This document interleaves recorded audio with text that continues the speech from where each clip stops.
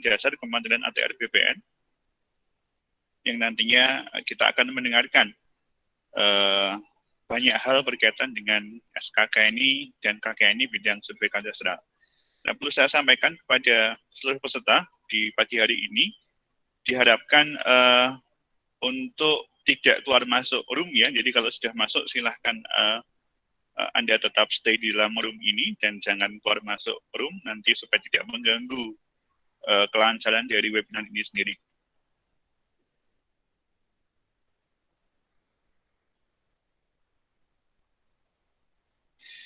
Baik, sebelumnya saya perkenalkan diri. Nama saya Muhammad Iqbal Taftazani. Saya yang akan menyampaikan atau akan memandu acara kita di pagi hari ini, di dalam webinar pagi ini. Saya ucapkan selamat pagi. Assalamualaikum warahmatullahi wabarakatuh. Saya ucapkan selamat datang kepada Bapak Rahmat Moriamto selaku Ketua Program Studi di SPD, kemudian ada Bapak Harrison Panggabean. Terima kasih Pak Harrison. Terima kasih Pak Iqbal. Iya Pak. Yang sudah berkenan bergabung di dalam acara kita pagi hari ini. Sebelumnya akan saya bacakan beberapa susunan acara yang akan kita jalani pada pagi hari ini. Yang pertama adalah pembukaan, kemudian kedua sambutan Ketua Program Studi Sarjana Terapan Teknologi Survei dan Pemetaan Dasar. Kemudian berikutnya nanti akan ada sosialisasi dan penjelasan SKKNI ya, Standar Kompetensi Kerjasama Nasional Indonesia bidang kadastral dan kerangka kualifikasi nasional Indonesia bidang survei kadastral. Selanjutnya nanti ada tanya jawab. Untuk link pertanyaan kepada para peserta, terutama untuk mahasiswa, link sudah kami sampaikan di dalam room chat. Jadi silahkan nanti adik-adik mahasiswa bisa membuka link yang sudah kami berikan, kemudian nanti mengajukan pertanyaan lewat link tersebut. Kemudian berikutnya nanti tanya jawab tadi, kemudian yang selanjutnya adalah penutup, lain-lain dan penutup, termasuk nanti akan ada pengambilan dokumentasi oleh si dokumentasi. Baik, sebelum kita mulai acara webinar kita pagi hari ini, untuk kelancaran acara kita di pagi hari ini, marilah kita berdoa sesuai dengan agama dan keyakinan kita masing-masing. Berdoa dipersilahkan.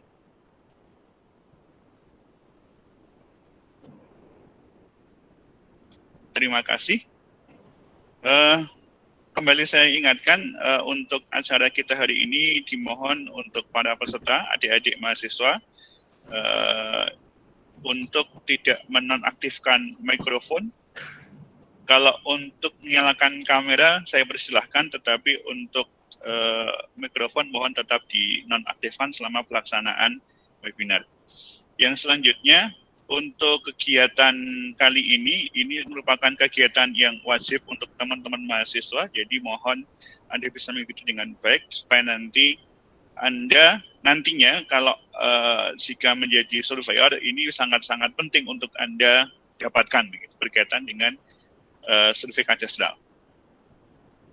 Selanjutnya, untuk mengawali acara kita pagi hari ini, kita simak sambutan dari Bapak Insinyur Rahmat Moriamto selaku Ketua Program Studi Teknologi Survei dan Pemetaan Dasar Sekolah Vokasi Universitas Madya. Saya kepada Pak Rahmat, saya persilahkan. Terima kasih Pak Iqbal atas waktunya. Bismillahirrahmanirrahim. Assalamualaikum warahmatullahi wabarakatuh.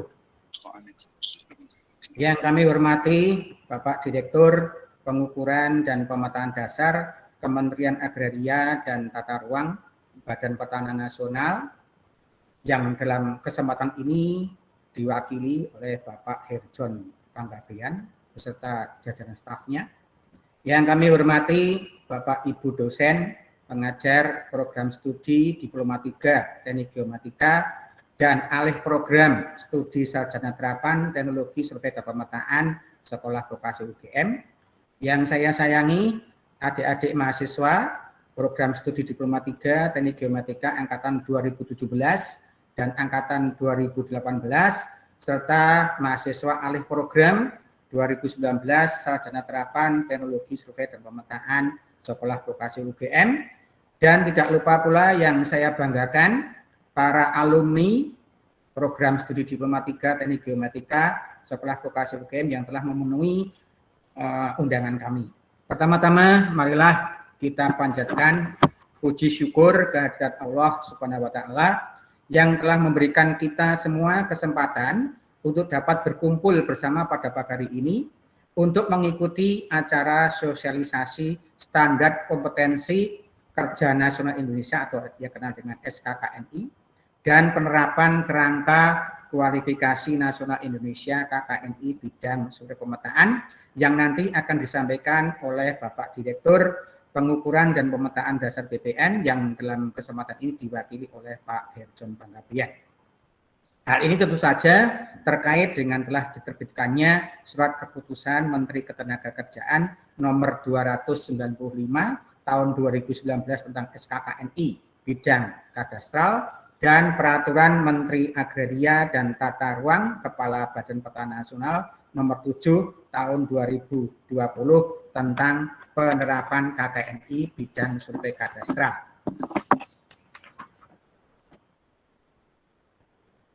Perlu kami informasikan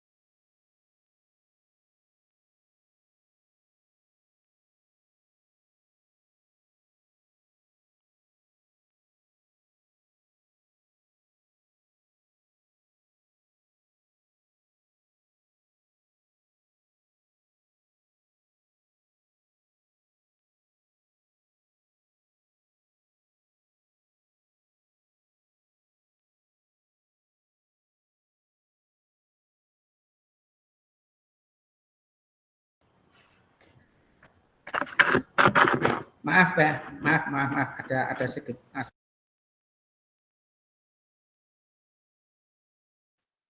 Mohon maaf Pak Rohmat, mikrofonnya masih mati Pak Rohmat.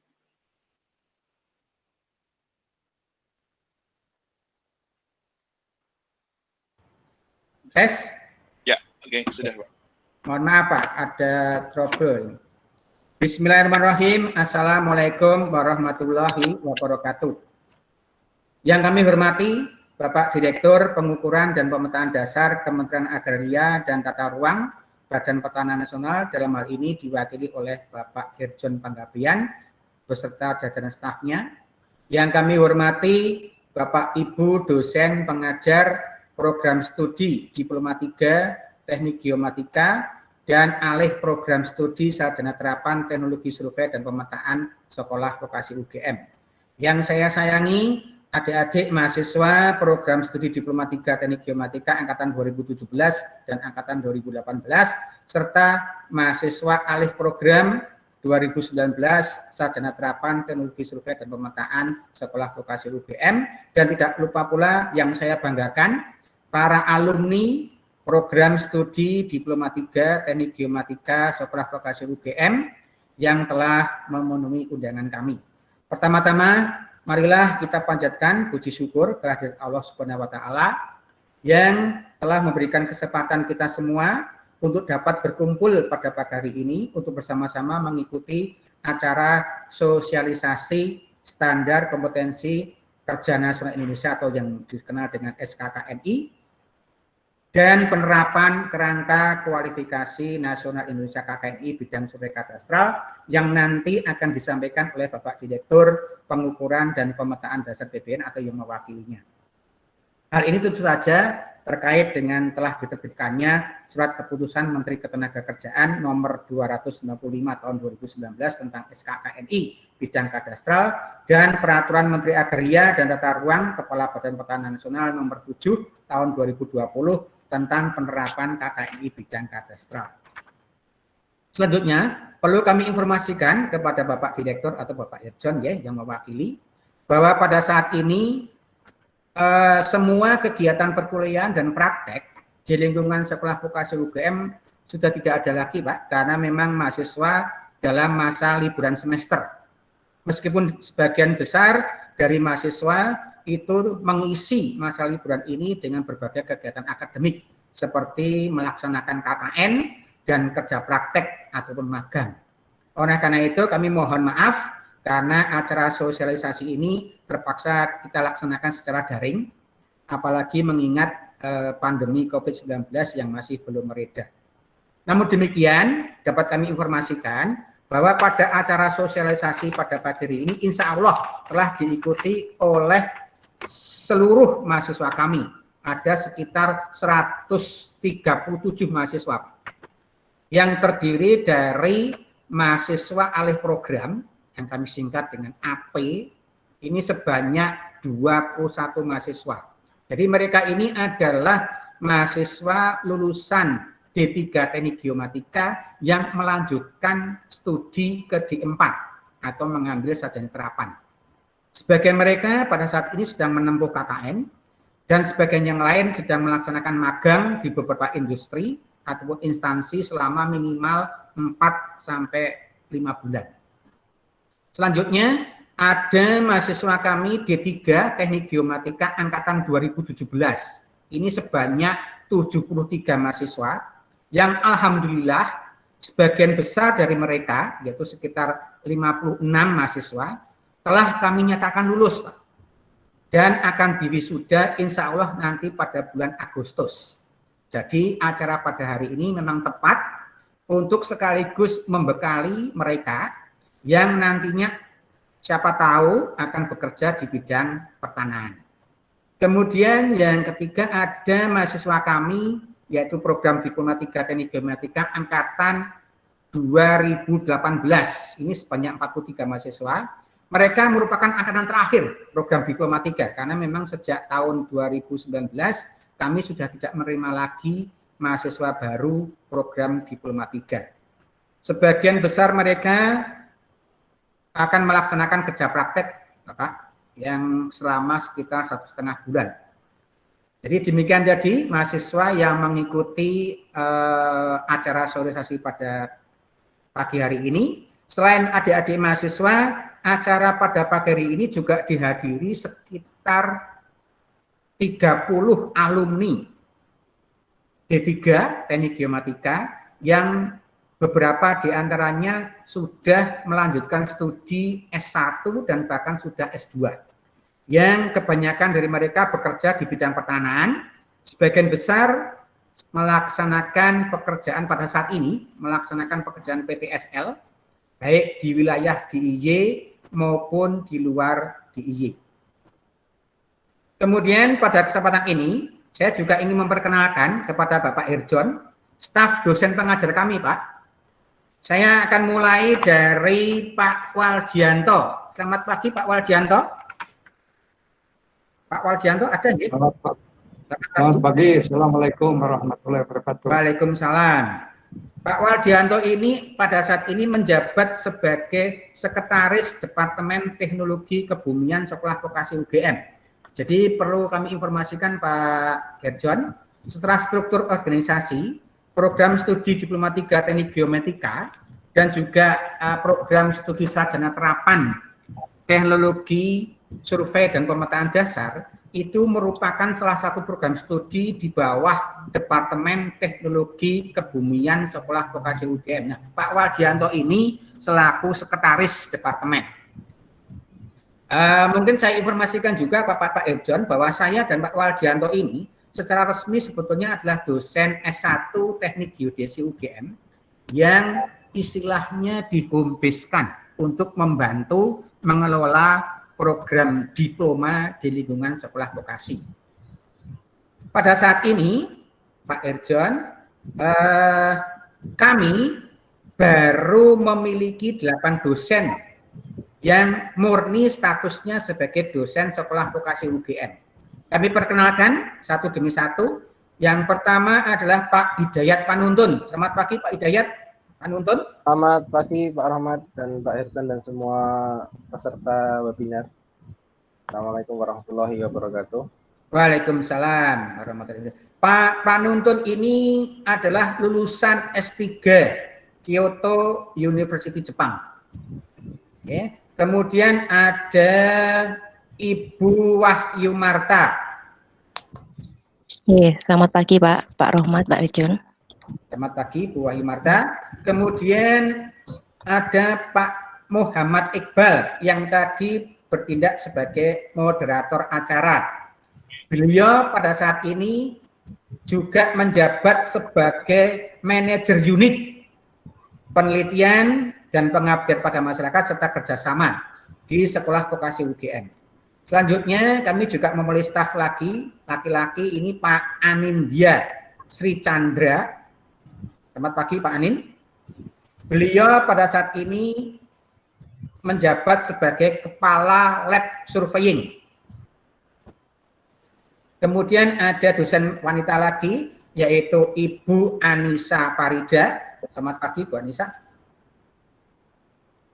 Juga ada Ibu Niputu Praja, dan ada 2 dosen baru nih Pak. Kami memiliki 2 dosen baru, yaitu Bapak Afradon dan Ibu Erlina Nur. Jadi kami baru memiliki 8 dosen pengajar, ditambah saya dengan Pak Waldianto, jadi ada 10. Selain itu kami juga dibantu oleh beberapa dosen purna tugas, yang kalau Pak Direktur, Pak Agus, mesti sudah kenal, sangat mengenal beliau-beliau ini. Oleh karena itu saya perkenalkan ini, kalau Pak Agus sudah betul-betul mengenal, karena beliau adalah mantan dosen beliau, sama seperti saya. Jadi beliau-beliau ini adalah mantan dosen saya yang sudah purna tugas, ya. Namun beliau masih semangat ini untuk kami minta bantuannya mengajar beberapa mata kuliah di program studi kami. Jadi yang pertama kebetulan ini Pak Sumaryo, ini beliau kebetulan tidak bisa hadir untuk bersama-sama dengan kita karena beliau ada izin kemarin tadi malam saya WA saya ada suatu keperluan. Kemudian ada Pak Untung Raharjo. Pak Untung wonten nggih Pak Untung? Pak Untung? Oh belum. Jadi Pak Untung ini kebetulan Pak Herjon kami beri tugas untuk mengajar survei pemetaan kadastral. Dan bersama-sama dengan Pak Waldianto tadi mengajar pendaftaran tanah. Jadi ada 2 mata kuliah ini yang terkait dengan bidang pertanahan di program studi kami, yaitu ada mata kuliah pendaftaran tanah dan ada mata kuliah survei dan pemetaan kadastral yang diikuti dengan praktek. Jadi ada praktek juga pemetaan kadastral. Kemudian ada Pak Gondang Riyadi. Selamat pagi Pak Gondang. Nggih, Kang Ijang.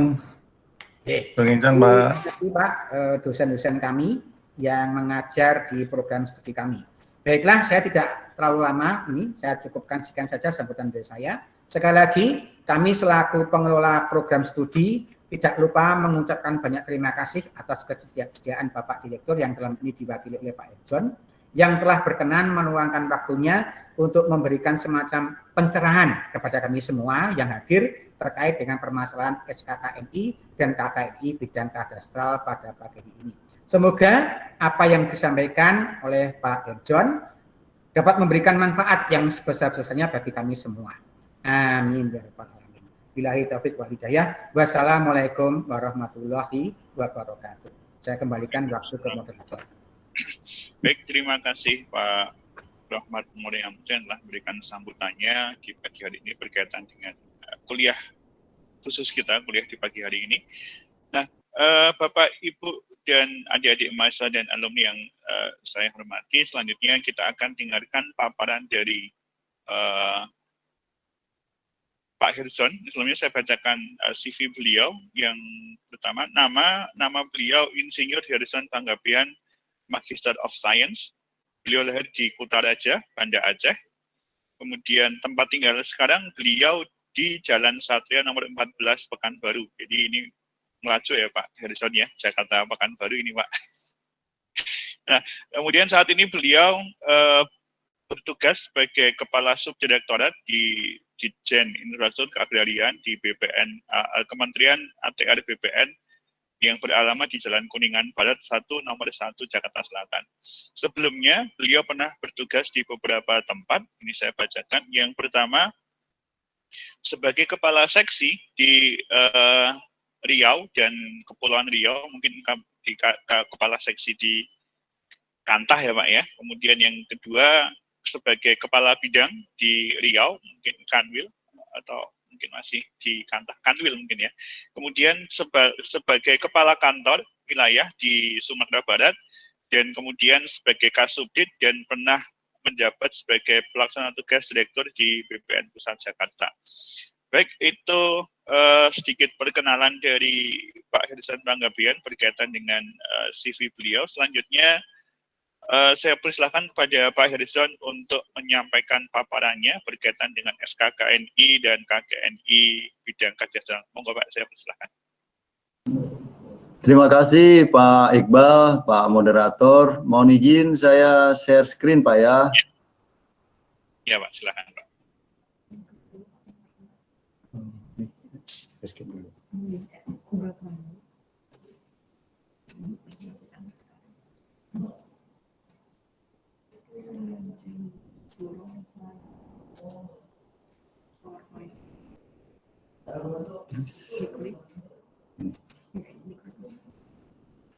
Bukan.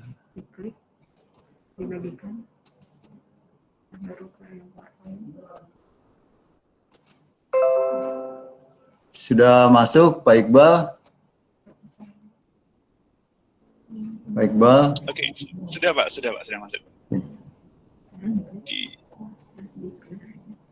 slideshow ya. Iya. Ya, baik sudah. Terima kasih Pak Iqbal. Yang saya hormati Bapak Ketua Program Studi Sarjana Terapan Diploma 4 UGM, Bapak Insinyur Rohmat. Yang saya hormati Bapak Ibu pengajar, yang saya hormati Bapak Moderator, Pak Iqbal, dan Bapak Ibu serta teman-teman mahasiswa, mahasiswi program studi Sarjana Terapan. Assalamualaikum warahmatullahi wabarakatuh. Waalaikumsalam. Pertama-tama kami ingin menyampaikan permohonan maaf dari Bapak Direktur karena beliau mendapat tugas mendadak dari Pak Dirjen. Pak Dirjen, Pak Adi Darmawan, juga alumnus dari Teknik Geodesi UGM, mendapat tugas mendadak untuk mewakili Pak Dirjen menghadiri rapat gugus tugas reforma agraria bersama dengan Pak Wamen. Jadi Pak Wamen memang ditugaskan secara khusus oleh Pak Menteri untuk mengawal program reforma agraria. Sementara itu Pak Dirjen kita harus berangkat ke Kalimantan Tengah untuk rapat bersama Bapak Gubernur beserta jajarannya untuk membahas persiapan cetak sawah Bapak Ibu. Cetak sawah dalam rangka mengantisipasi kebutuhan pangan kita di Indonesia untuk menghadapi musim kering tahun ini. Di Bapak Ibu yang kami hormati, mudah-mudahan saya dapat menyampaikan materi Bapak Direktur ini sesuai dengan harapan kita.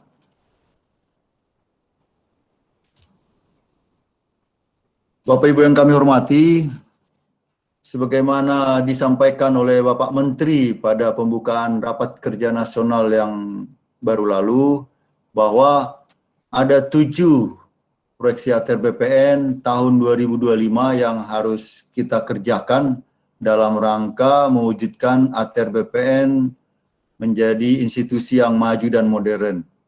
Yang pertama, mendaftarkan seluruh bidang tanah melalui PTSL yang selama ini kita ketahui, pendaftaran tanah sistematis lengkap.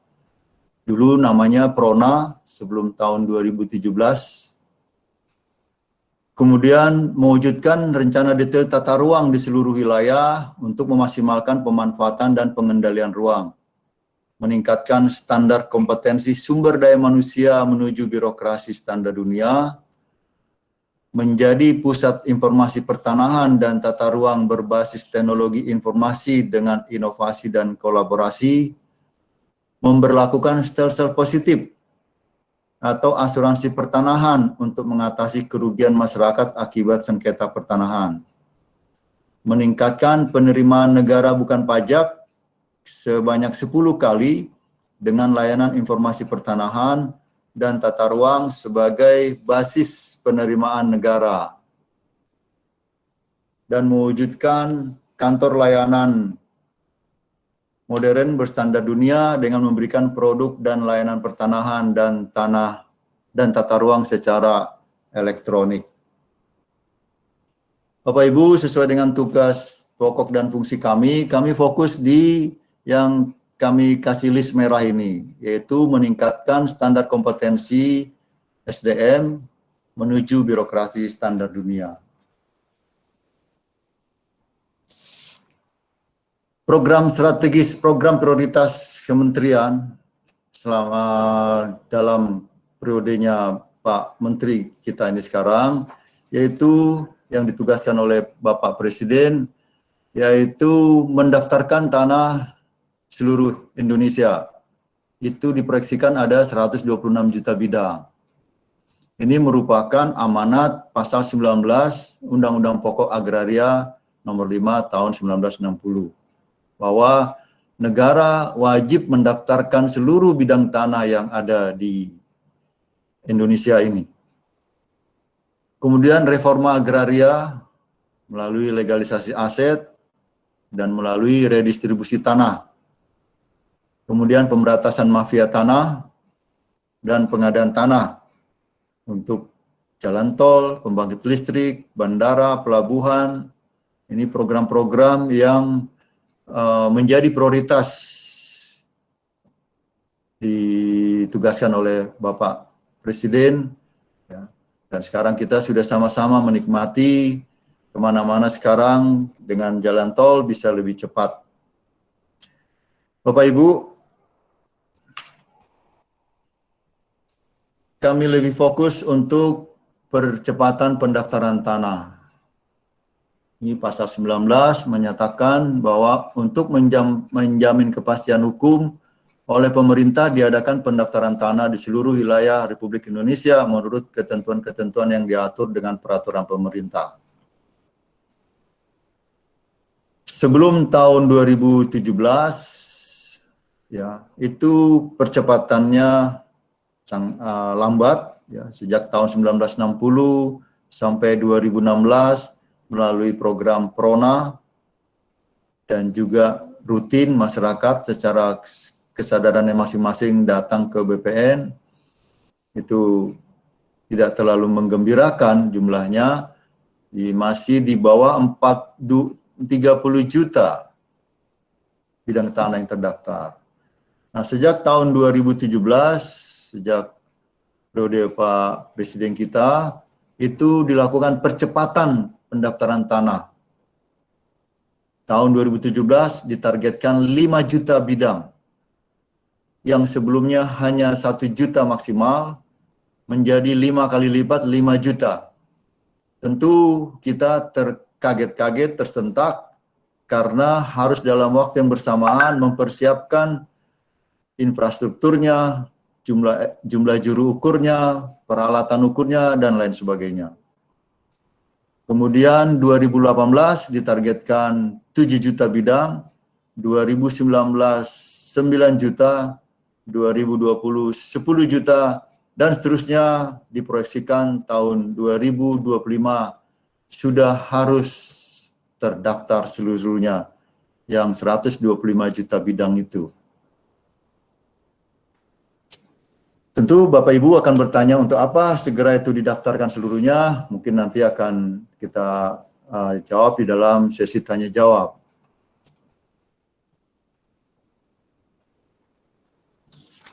Kemudian Bapak Ibu, PTSL ini merupakan bagian dari reforma agraria.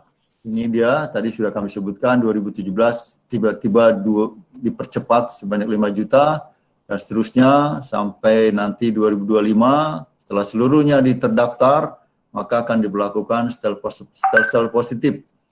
Artinya, jika seseorang sudah menerima sertifikat tanah atas bidang tanahnya, maka dia tidak dapat lagi diganggu-gugat oleh siapapun.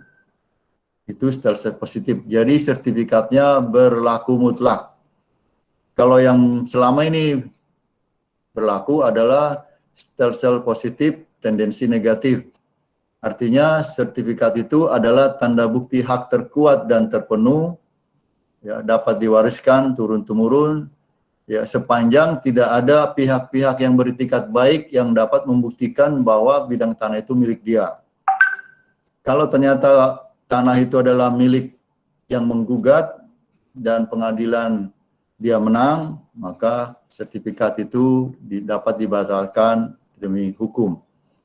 Nanti setelah stelsel positif itu tidak dapat lagi, sudah mutlak seseorang itu memiliki sertifikat, memiliki bidang tanah sesuai dengan nama yang ada di sertifikatnya. Dan jika ternyata di pengadilan bahwa memang yang menggugat itu ternyata yang memang memiliki tanah itu, maka negara berkewajiban memberikan ganti rugi kepada yang menggugat atau yang memenangkan perkara. Itulah makna dari stelsel positif, Bapak Ibu.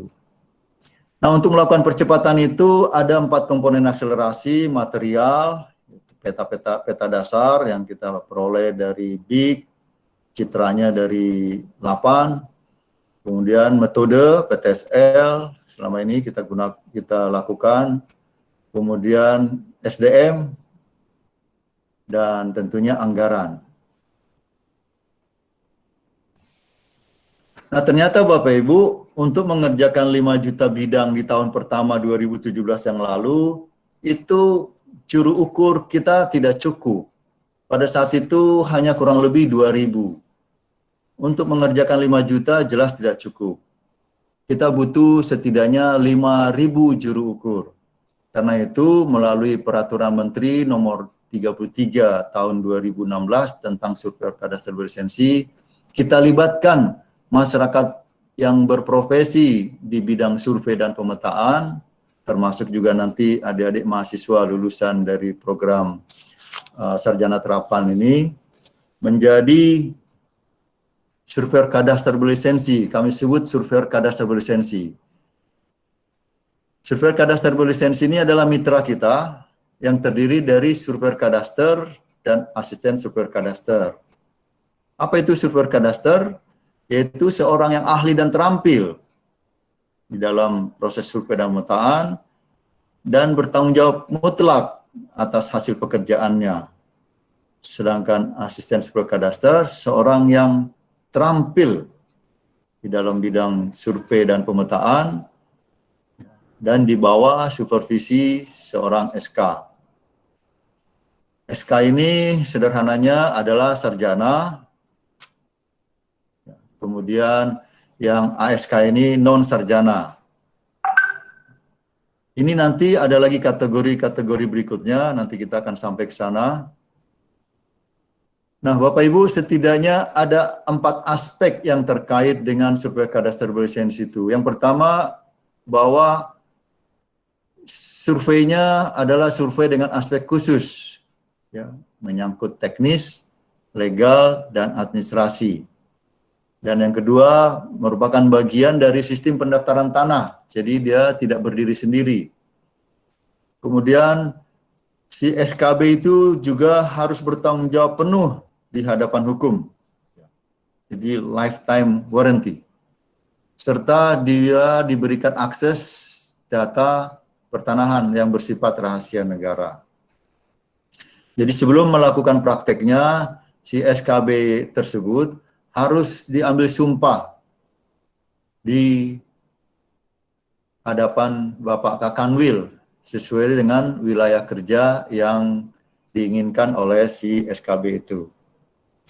Nah, ruang lingkup pekerjaannya, ruang lingkup pekerjaannya antara lain pendaftaran tanah pertama kali, itu PTSL, kalau dulu Prona, kemudian pelayanan rutin, jadi kalau orang tua adik-adik mahasiswa ingin mensertifikatkan tanahnya secara kesadarannya sendiri, ya tidak masuk dalam proyek PTSL, itu dinamakan rutin, pelayanan rutin. Di BPN-nya dimasukkan dalam kategori pelayanan rutin. Misalnya Bapak Ibu, orang tua kita ingin membutuhkan biaya yang besar untuk membiayai pendidikan kita, maka ingin meminjam uang dari bank. Nah, bank mensyaratkan harus punya sertifikat tanah, tanahnya harus sudah bersertifikat. Itu silakan ke kantor BPN dan akan dilayani sebagaimana mestinya. Itu namanya pelayanan rutin. Tapi kalau secara massal satu desa semua atau satu kelurahan melakukan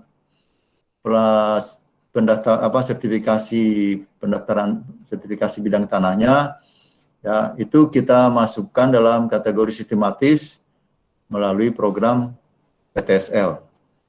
Lalu ruang lingkup pekerjaan berikutnya adalah pemeliharaan data pendaftaran tanah. Jadi bidang-bidang tanah yang sudah bersertifikat, kemudian misalnya mau dibagi ke ahli warisnya, lalu dilakukan pemecahan sertifikat, nah itu masuk kategori pelayanan pemeliharaan data pendaftaran tanah di BPN-nya.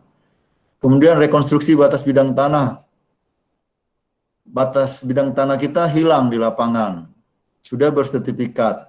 Nah, kita bisa mengajukan permohonan pengembalian batas ke kantor pertanahan terdekat atau di mana bidang tanah kita itu berada. Ruang lingkup pekerjaan berikutnya untuk pengadaan tanah. Ya, pengadaan tanah untuk program-program strategis nasional kita, untuk pembuatan jalan tol, bandara, dan lain sebagainya. Kemudian konsolidasi tanah, survei dan pemetaan tematik, serta kegiatan pertanahan lainnya.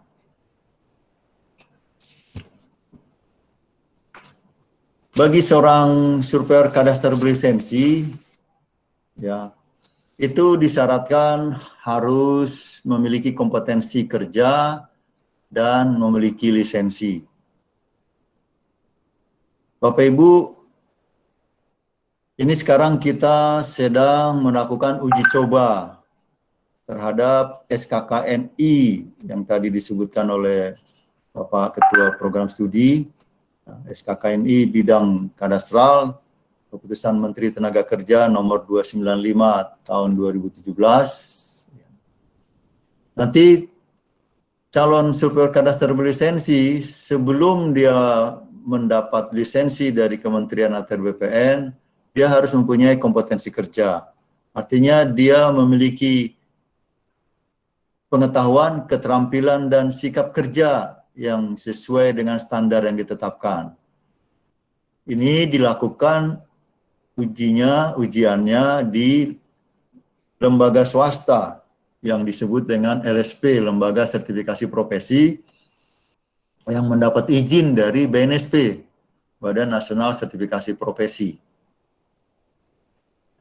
Kemudian setelah mendapat sertifikat kompetensi, maka baru yang bersangkutan boleh ikut uji lisensi di Kementerian ATR BPN. Setelah dia mendapat lisensi, maka dia punya kewenangan untuk mengerjakan sebagian tugas-tugas kementerian. Seorang surveyor kadaster berlisensi setidaknya harus memiliki kemampuan dasar di bidang ilmu kurtanah, pendaftaran tanah, praktek profesional dan etika profesi, pengolahan data berkomputer, kerangka dasar pemetaan, pembuatan gambar ukur dan pengembalian batas, serta survei kadastral. Bapak Ibu yang kami hormati, di dalam survei kadastral ada 3 aspek yang tercakup, yaitu aspek teknis, aspek yuridis, dan aspek administrasi. Untuk aspek teknis, kita sepenuhnya mengadopsi SKKNI bidang informasi geospasial. Ini juga sudah terbit, nomor 172, nomor 172 tahun 2020. Bapak Ibu itu bisa searching, itu terbuka untuk umum. Ada 35 unit kompetensi yang kita adopsi dari SKKNI IG tersebut. Sepenuhnya kita adopsi. Namun untuk aspek yuridis dan administrasinya, kita rumuskan SKKNI tersendiri, disebut dengan SKKNI bidang kadastral. Ini leading sektornya ATR BPN, tapi ini menjadi milik nasional, siapa saja bisa menggunakannya. Ini dia, sudah terbit dari Menteri Ketenagakerjaan tahun lalu.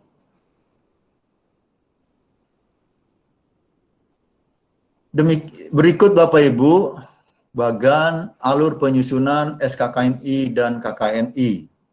Ya, kita mulai dari Januari 2019 yang lalu. Ya, mulai dari perumusan, ya, dengan melakukan FGD, melibatkan banyak pihak, praktisi, industri, pengguna, akademisi juga, kemudian asosiasi profesi. FGD berulang-ulang. Sampailah akhirnya rumusan awal kita peroleh rancangan SKKNI kita sebut. Kemudian rancangan SKKNI tersebut diverifikasi secara internal, artinya internal ini belum melibatkan Kemenaker. Namun di dalam verifikasi internal ini sudah melibatkan pihak-pihak di luar Kementerian ATR BPN, antara lain akademisi, dari UGM, dari ITB, dari STPN, dari Undip, dan beberapa perguruan tinggi lainnya.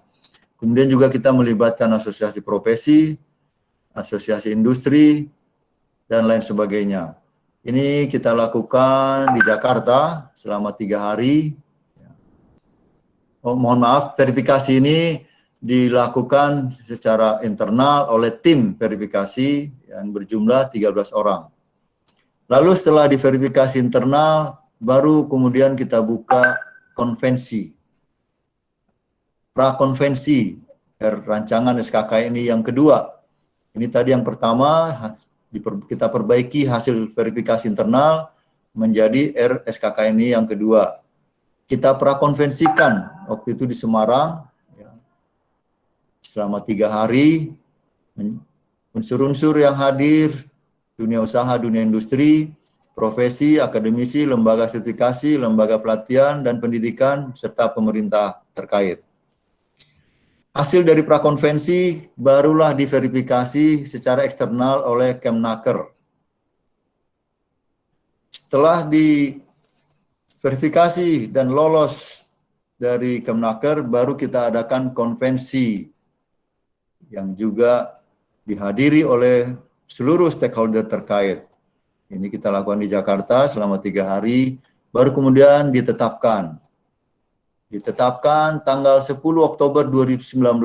Kita mulai dari awal Januari, baru ditetapkan 10 Oktober 2019. Bisa Bapak Ibu bayangkan, begitu panjang prosesnya.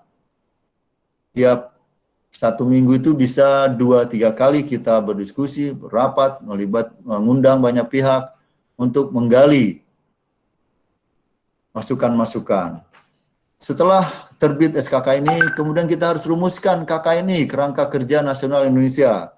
Ini adalah perintah Perpres nomor 8 tahun 2012 tentang KKNI. Itu kita lakukan perumusan-perumusan melalui FGD juga, melalui rapat di luar jam kantor. Kemudian hasil rumusan itu kita konvensikan lagi. Kita konvensikan konvensi KKNI. baru kemudian ditetapkan. Ditetapkan tanggal 14 Mei yang lalu oleh Bapak Menteri ATR BPN. Berdasarkan KKN yang sudah ditetapkan oleh Bapak Menteri tersebut, kita susunlah skema. Skemanya sudah kita buat, tapi belum kita kirim ke BNSP karena kita mau uji cobakan dulu. Nah inilah dia sekarang, selama 2 minggu ini kita sedang melakukan proses uji coba. Setelah uji coba ini nanti kita simpulkan, kita memperoleh kesimpulan, dan kita dapat segera melakukan implementasi, maka berikutnya sebelum ujian lisensi, kita harus melalui ujian kompetensi dulu sesuai dengan SKKNI dan KKNI. Ini nanti setelah 5 tahun, baru kita boleh lakukan kaji ulang. Apakah masih memenuhi standar kebutuhan dunia industri atau tidak. Kita akan lakukan kaji ulang setelah masa berlaku 5 tahun. Demikian Bapak Ibu, alur penyusunan SKKNI dan KKNI. Berikutnya kami sampaikan dokumen acuan. Ya, dokumen acuan untuk standarnya itu keputusan Menteri. Ini sudah ditetapkan. Kemudian untuk KKNI itu peraturan Menteri juga sudah ditetapkan. Standar persyaratan SK Pak Dirjen, ini sudah di meja Pak Dirjen, sebetulnya sudah ada progres ini Pak. Ini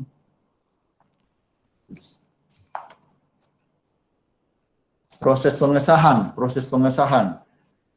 Skema ini juga sudah dalam proses pengesahan, bukan lagi akan diajukan, tapi sudah dalam proses pengesahan. Kemudian perangkat uji ini dalam penyusunan. Perangkat uji dalam penyusunan ini yang melakukannya adalah LSP. Setidaknya ada 3 LSP yang akan membantu kita, Kementerian ATR BPN, yaitu LSP Survei Pemetaan ISI, Ikatan Surveyor Indonesia, kemudian LSP Geomatika, dan LSP Geospasial.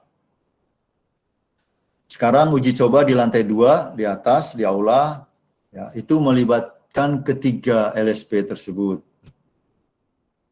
Asesor-asesor yang berasal dari ketiga LSP tersebut.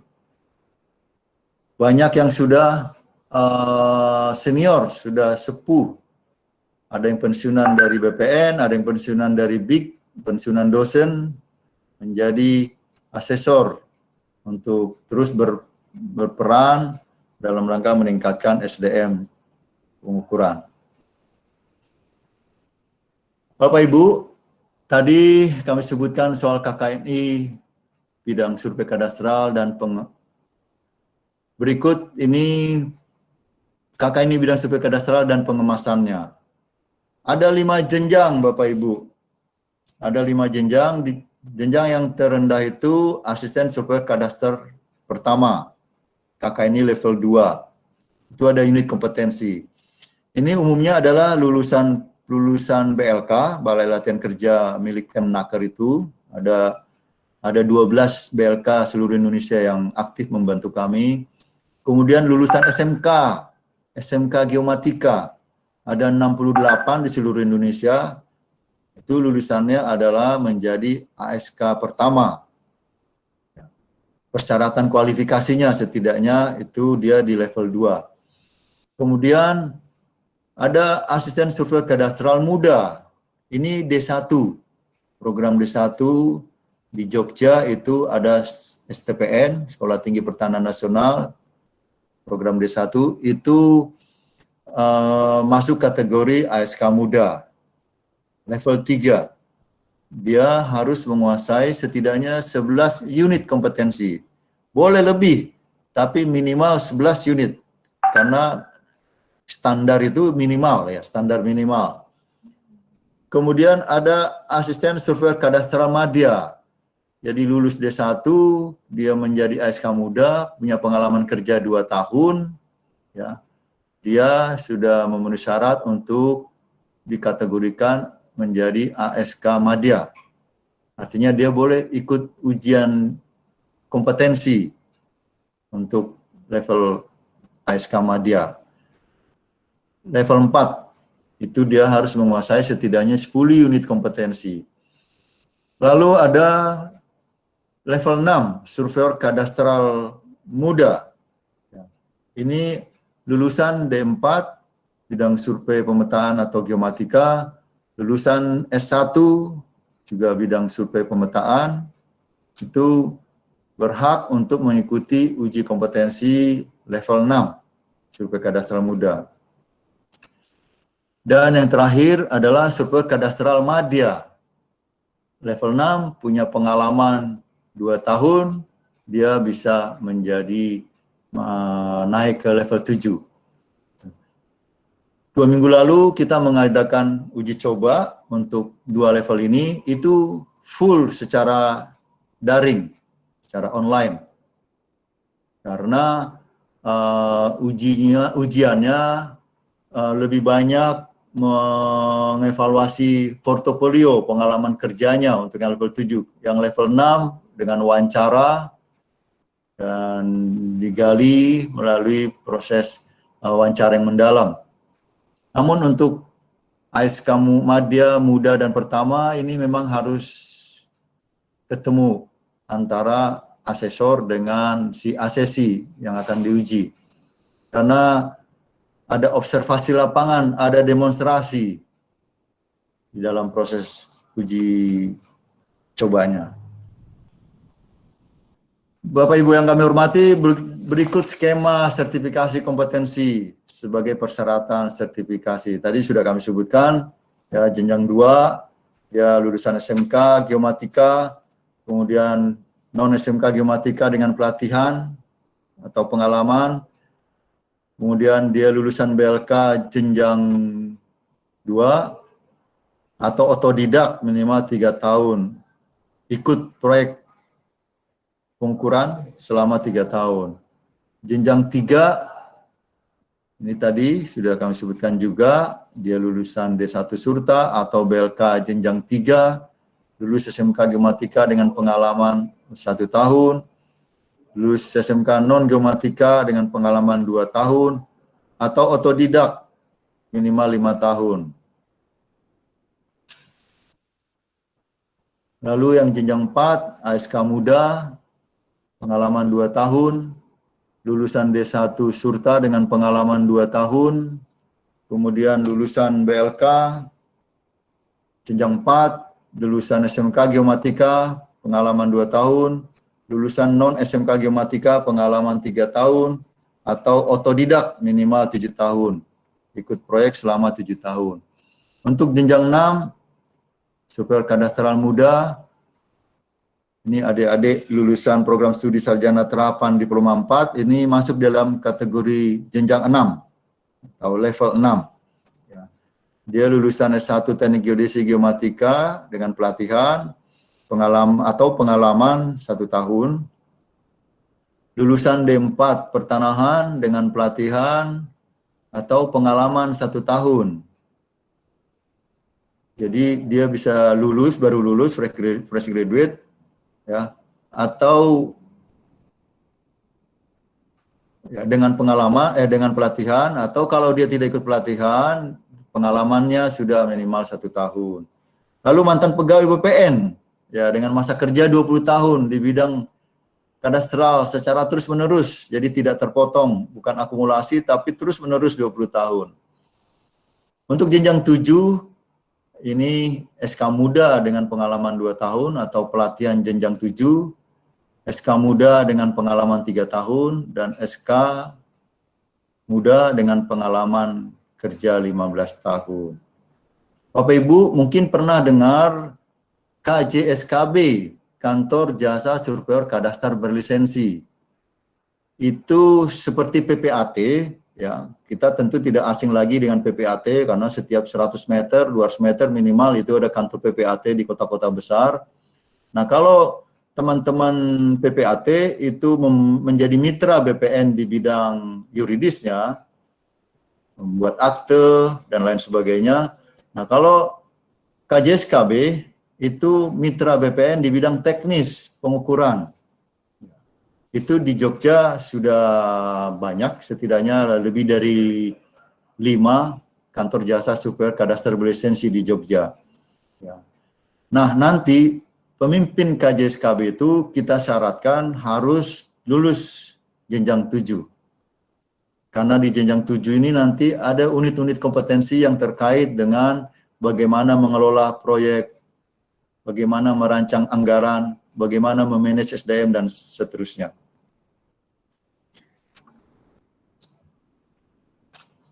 Bapak, Ibu, dan adik-adik mahasiswa yang kami hormati, demikian skema sertifikasi kompetensi jenjang 2 yang kita sebut tadi asisten surveyor kadastral pertama, jenjang 2. Ya. Itu ada 6 unit kompetensi yang harus dikuasainya, yaitu unit kompetensi teknisnya 1, 2, 3, 4, yang inti maksud kami, sedangkan yang pilihan itu 2. Pilihan yang wajib dipilih, karena ini sudah masuk dalam pengemasan. Pilihan tapi wajib dipilih, sehingga unit kompetensi yang harus dikuasai itu ada 6. Judul unit kompetensinya atau kemampuan yang minimal dikuasai oleh seorang ASK jenjang 2 itu adalah dia mampu mengidentifikasi batas bidang tanah, mampu membuat rintisan jalur pengukuran dan pembebasan sudut pandang ke segala arah, kemudian mampu melakukan pengaturan target ukur terestris, dan mampu menerapkan K3L di lokasi kerja. Kemudian mampu melakukan orientasi lokasi pengukuran. Dan yang terakhir, mampu membuat benchmark. Inilah unit-unit kompetensi yang wajib dikuasai oleh seorang ASK jenjang 2. Untuk jenjang 3, ada 11. Melonjak dari 6 langsung 11 unit kompetensi. Ya, ada 1, 2, 3, 4, 5, 6, 7, 8 yang inti, dan ada 3 yang pilihan tapi wajib dipilih. Kalau di dalam KKNI itu ada 5, kemudian di dalam pengemasan menjadi 3. Di dalam KKNI pilihannya ada 5 UK, tapi di dalam pengemasan kita ambil hanya 3. Judul-judul unitnya, dia harus mampu melaksanakan kontradiktur delimitasi. Batas pemilik tanah yang bersempadan harus hadir menyaksikan pengukuran dan bersama-sama dengan petugas ukur menetapkan batas bidang tanah yang akan diukur. Kemudian juga harus mampu membuat gambar ukur. Hasil dari lapangan dituangkan di dalam gambar ukur. Dia juga harus mampu menerapkan K3L. Dia harus bisa menghitung luas bidang hasil pengukuran. Dia harus mampu menyiapkan peralatan survei. Dia juga harus bisa membaca peta. Dia mampu mengambil data, mengukur sudut horizontal, vertikal, jarak, dan tinggi. Jangan lupa Bapak Ibu juga ada unsur tinggi di sini. Dia juga harus bisa menentukan posisi dengan GNSS secara real time correction. Kemudian dia harus bisa melaksanakan pengukuran kerangka dasar horizontal dan vertikal. Kemudian menginputnya di data hasil pengukuran lapangan tersebut. Kemudian melakukan konversi data geospasial analog menjadi digital. Inilah unit-unit kompetensi yang wajib dikuasai oleh seorang surveyor kadaster berlisensi jenjang 3 yang kita sebut dengan asisten surveyor kadastral muda yang lulusan D1 Jogja STPN itu masuk dalam kategori jenjang 3. Untuk jenjang 4 yang kita sebut dengan asisten super kadastral madya, itu ada 10 unit kompetensi.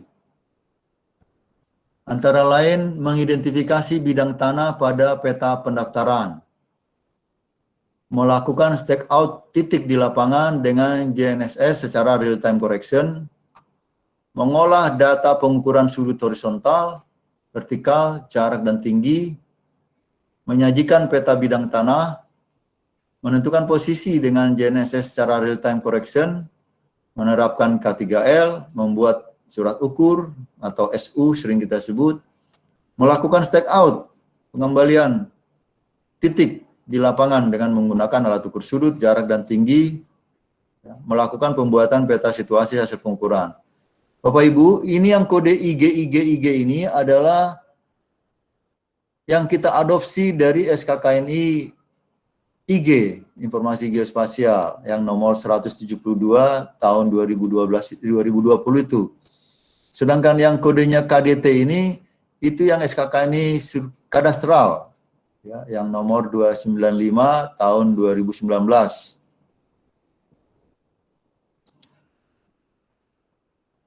Lalu Bapak Ibu yang kami hormati, untuk berikutnya jenjang 6. Ini jenjang 6, sarjana terapan, D4, S1, itu masuk dalam kategori jenjang 6. Setidaknya ada 12 unit kompetensi yang harus dikuasai, 12 unit kompetensi.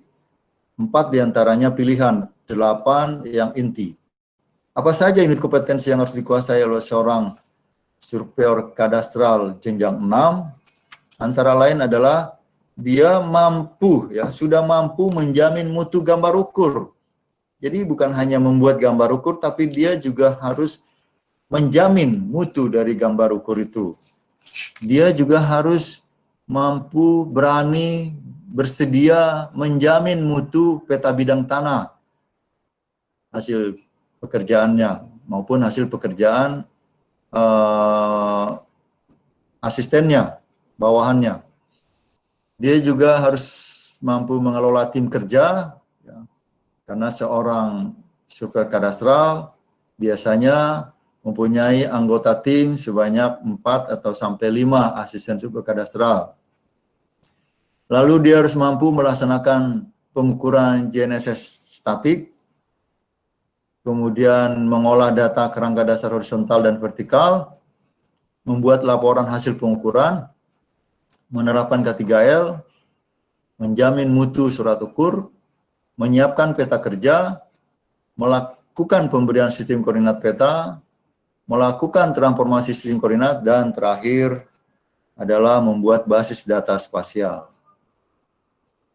Ini tentunya yang nanti sedang atau akan dipelajari oleh adik-adik di bangku kuliah, ya, untuk dapat masuk dalam jenjang 6. Lalu untuk jenjang 7, ini jenjang yang paling tinggi masih, ya, dari 9 jenjang yang ada di KKNI Perpres 8 2012 itu. Kalau di BIK itu sudah sampai jenjang 7, kita di BPN masih sampai jenjang, kalau di BIK itu sudah sampai jenjang 9, jenjang tertinggi. Namun kalau di BPN kita masih atur sampai jenjang 7. Karena memang kita baru pertama kali memberlakukan SKKNI KKNI ini. Di dalam jenjang 7 ini ada 12 unit kompetensi yang harus dikuasai oleh seorang surveyor kadastral madya. Apa saja yang 12 itu? Yaitu menganalisis dokumen permohonan hak atas tanah, ini murni dari SKKNI Kadastral, KDT, membuat dokumen kontrak kadastral, melakukan sosialisasi pendaftaran tanah, memberikan konsultasi bidang kadastral, ya. Ini semua, empat-empatnya ini ada di SKKNI bidang kadastral. Kemudian melakukan perencanaan pekerjaan survei dan atau pemetaan informasi geospasial, menyusun laporan akhir, melakukan jaminan kualitas kegiatan, membuat perencanaan dan analisis finansial proyek, menentukan kriteria kualitas data, menyimpan data dan informasi hasil pengukuran dan pengolahan, kemudian melakukan kontrol kualitas dan menerapkan kesehatan kerja dan lingkungan kerja di lokasi kerja. Jadi di seluruh jenjang itu memang harus memiliki kemampuan di dalam menerapkan K3L. Karena pekerjaan survei dan pemetaan ada pekerjaan di lapangan yang tentu saja mengandung risiko.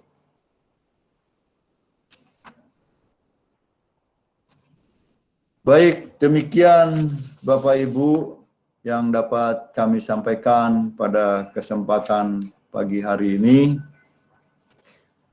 Dan sebagai tambahan informasi kami ingin sampaikan bahwa saat ini ada 13.000 lebih surveyor kadaster berlisensi yang tersebar di seluruh Indonesia, sudah di seluruh provinsi, bahkan sudah di seluruh kabupaten kota yang ada di Indonesia. Inilah sekarang yang aktif membantu Kementerian Atr BPN di dalam proses pengukuran dan pemetaan. Dan menurut Bapak Menteri, peran SKB ini sangat vital. Teman-teman SKB yang menjadi mitra kami inilah yang mensukseskan program PTSL sesuai dengan target yang ditetapkan pemerintah, 5 juta, 7 juta, 9 juta, 10 juta, dan seterusnya harus selesai sampai 2025. Kalau hanya mengandalkan juru ukur BPN yang hanya sekitar 2.000 orang, maka apa daya kami tidak akan mampu mengerjakan target yang begitu besar itu. Dan sebagian dari SKB ini, Surveyor Kadaster Berlisensi ini, itu sudah membentuk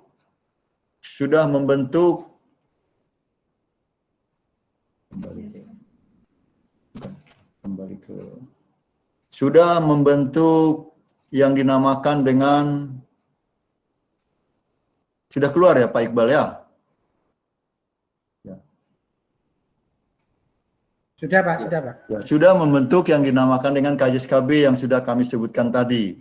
Ya, di seluruh Indonesia sekarang ada 181 KJSKB. Jadi adik-adik nanti setelah lulus dari pendidikannya itu bisa bergabung dengan KJSKB yang sudah tersebar di 27 provinsi. Di Jogja seingat saya ada setidaknya lebih dari 5. Ya. Atau membentuk sendiri badan usaha KJSKB. Jadi semacam CV gitu atau PT yang lebih kecil. Dan mendapat izin kerja dari Kementerian Atr BPN. Jadi pekerjaan-pekerjaan pengukuran yang kita lelang itu dikerjakan, dimenangkan oleh teman-teman KJSKB dan sekarang sedang dalam proses penyelesaian di lapangan. Memang ada yang terhenti ya karena dihentikan oleh kepala desa karena adanya pandemi COVID-19. Tapi ada juga yang tetap berjalan. Dan alhamdulillah hingga saat ini progresnya sudah mencapai setidaknya 70%. Mudah-mudahan hingga akhir tahun nanti kita bisa capai 100% sehingga kita tidak punya hutang pekerjaan untuk tahun ini. Demikian Bapak Ibu, Bapak-Bapak dosen, Bapak Kaprodi, dan Pak Moderator yang dapat kami sampaikan. Kurang lebihnya mohon maaf. Wassalamualaikum warahmatullahi wabarakatuh. Waalaikumsalam warahmatullahi wabarakatuh. Terima kasih Pak. Kami kembalikan ke Pak Moderator. Ya, terima kasih Pak Edison atas paparannya. Sangat menarik apa yang disampaikan oleh Pak Edison dan cukup jelas yang dipaparkan sesuai dengan SKKNI bidang kadastral dan KKNI-nya, termasuk tadi ada penjenjangan level 2, 3, 4, kemudian langsung 6 ke 7 begitu ya. Dan perlu saya sampaikan juga Pak Harrison, di sini juga sudah ada muncul ada satu yang bergabung lagi dari Bapak dosen, Pak Aris Sunantio dari S1 Geodesi. Selamat datang Pak Aris. Kemudian berkaitan juga tadi Bapak Harrison menyampaikan ada SKB dan ASKB ya yang di Jogja, dan kebetulan ada alumni kami Pak yang sudah sudah alumni D3 ya yang kemudian menjadi ASKB sudah disumpah beberapa hari yang lalu. Ya, alhamdulillah ini juga sudah bekerja, sudah melakukan pekerjaan kalau nggak salah di Purworejo kemarin, bergabung di Purworejo. Nah, ada juga alumni kami Pak, ini beberapa yang bekerja di BPN ya. Nanti mungkin Pak Rahmat sebagai authority yang data lebih lengkap. Ada beberapa alumni kami yang bekerja di BPN, ada yang di BPN di Gunung Kidul juga ada, kemudian ada yang di kota dan sebagainya juga ada beberapa yang di kota Jogja ya, ada beberapa yang di tempat yang lain. Nah, Pak Harrison, ini mungkin kita langsung masuk ke sesi tanya jawab ya. Untuk sesi yang pertama ini kami persilahkan kepada Bapak Ibu dosen atau undangan dalam hal ini dari ada Pak Gondang, Pak Aris, ataupun Bapak-Bapak Ibu sekalian yang ingin mengajukan pertanyaan. Untuk yang pertama, saya persilahkan kepada Bapak atau Ibu yang ingin bertanya, langsung saja dinyalakan mikrofonnya untuk mengajukan pertanyaan. Kalau ada, monggo saya persilahkan.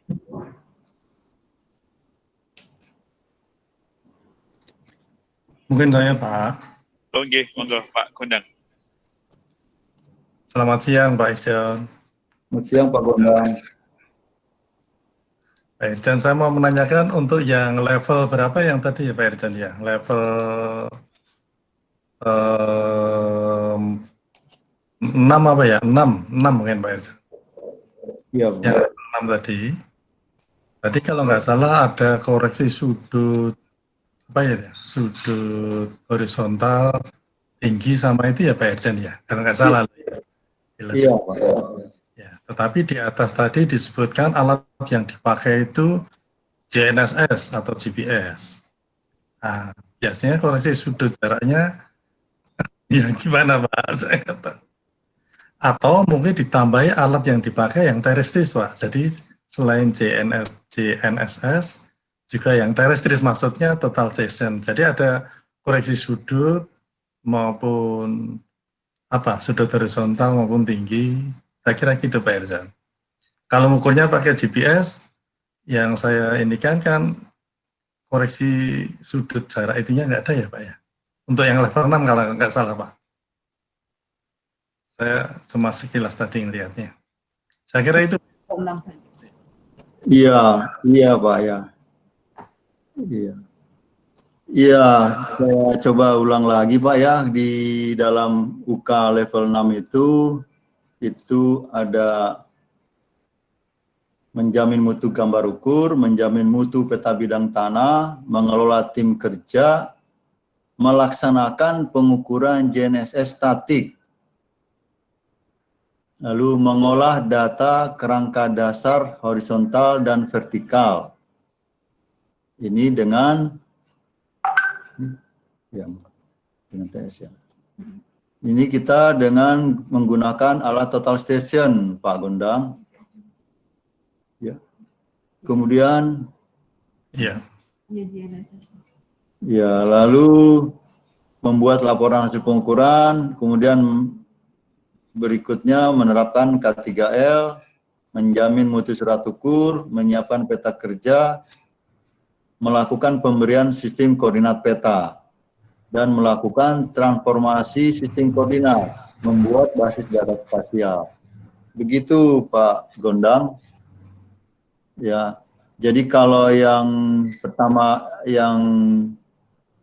tadi itu pengukuran dengan GNSS statik, sementara dengan alat GPS RTK, ya. Sementara dengan yang mengolah data kerangka dasar horizontal dan vertikal itu dengan GNSS geodetik. Ya. Begitu Pak Gondang. Sebentar Pak, atau malah jenjang 5 ya Pak, maaf Pak, jenjang 5 mungkin Pak. Oh.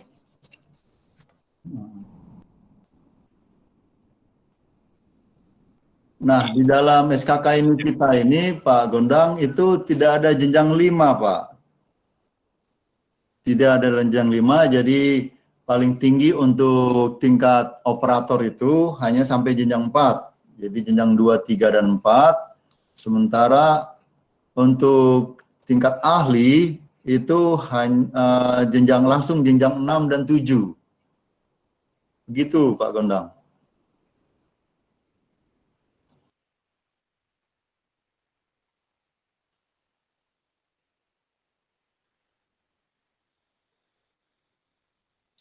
Ya, ini saya coba tampilkan di layar, itu adalah level kompetensi ya, jenjang 4, kemudian sebelumnya jenjang 3, kemudian ini jenjang 6. Mungkin tadi yang ditanyakan Pak Gondang jenjang 4 ya, berkaitan dengan apa tadi, alat ukur sudut, jarak dan tinggi, begitu. Monggo Pak Gondang.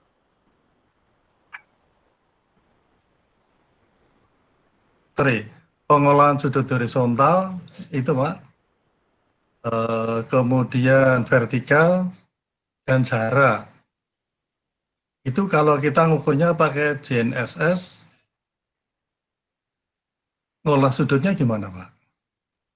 Atau ditambahi kalau menggunakan peralatan terestris, mungkin begitu ya, Pak ya? Iya, Pak. Iya.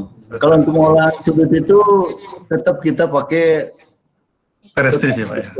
Iya, terestris, total station, Pak. Iya. Ya. Karena di sini nggak muncul, jadi saya agak bingung. Iya, Pak. Iya, memang kita nggak sebutkan jenis alatnya, Pak. Betul, Ya. betul, ya. Iya. Karena cuma di sini disebutkan cuma pakai GNSS itu ya, Pak ya? Iya. Iya. Menentukan posisi. Ya. Pak Gondang. Ya, cukup. Makasih, Pak. Aturun. Ya. Baik, terima kasih Pak Gondang. Mungkin ada lagi yang ditanyakan dari Bapak Ibu dosen yang ingin menyampaikan pertanyaan. Sebelum saya buka kesempatan untuk teman-teman alumni dan mahasiswa ini, Pak. Ini mungkin saya Pak Rahmat. Ingin lebih meyakinkan kami, Pak. Karena kebetulan kan kami membuka program diploma 4 ini, Pak ya, dari D3 ya, yang kami tingkatkan menjadi sarjana terapan. Tentu saja kan ini implikasinya ada beberapa materi yang tadi Bapak sebutkan tadi, Pak ya, terutama kan lulusan D4 itu kan pada jenjang ke-6. Tolong Mas Iqbal ditampilkan lagi, Mas, kompetensi jenjang ke-6, Mas. Kan ini kan lulusan kita kan masuk ke jenjang ke-6 ya. Jadi saya cermati tadi mungkin ada beberapa hal yang mungkin perlu kita pertimbangkan untuk diberikan di mata kuliah kita, Mas. Jadi di sini kalau saya melihat ada beberapa ini, untuk yang nomor 1, nomor 2, ini saya yakin sudah diberikan ya di mata kuliah kita yang pendaftaran tanah ataupun yang pemetaan kadastral ini ya. Untuk GPS iya sudah, tidak masalah. Kemudian untuk pengelola kerja tim ini nanti kita akan memiliki juga apa yang dimaksudkan dengan PKL ya, PKL. Kemudian yang ingin saya cermati di sini mungkin untuk yang ini Pak, yang pilihan Pak. Sebelum yang pilihan mungkin yang dimaksud dengan transformasi sistem koordinat ini mungkin apa Pak?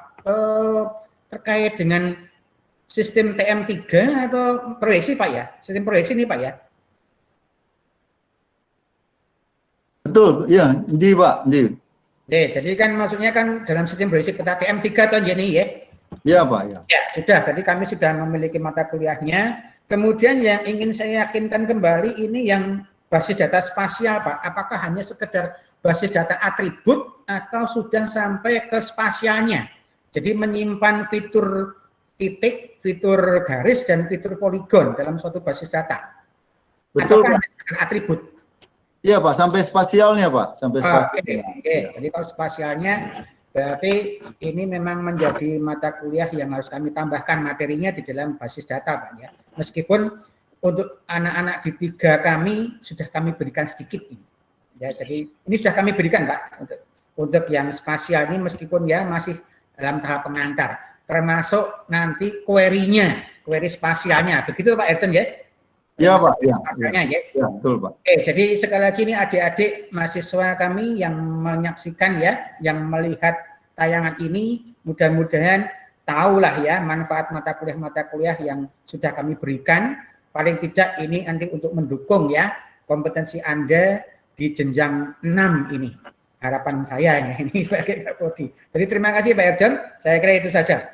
Ya, Terima terima kasih kasih Pak. Ya, jadi begitu untuk adik-adik masa ya. Jadi jangan khawatir, yang kami sampaikan itu pasti ada manfaatnya di pekerjaan nanti, gitu ya. Ditekan oleh Pak Rohmat tadi. Baik, monggo saya persilakan kepada Bapak Ibu dosen yang lain kalau ingin bertanya, saya persilahkan.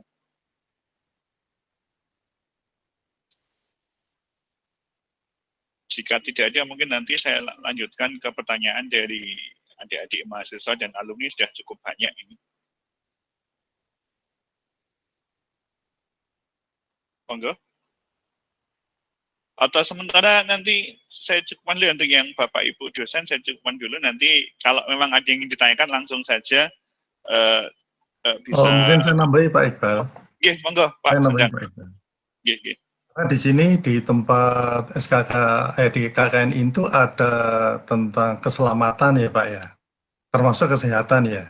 Okay. Jadi mungkin nanti di D4 ataupun D3 itu ada mata kuliah bagaimana cara menjaga keselamatan maupun kesehatan. Sekarang kan arahnya seperti ini ya.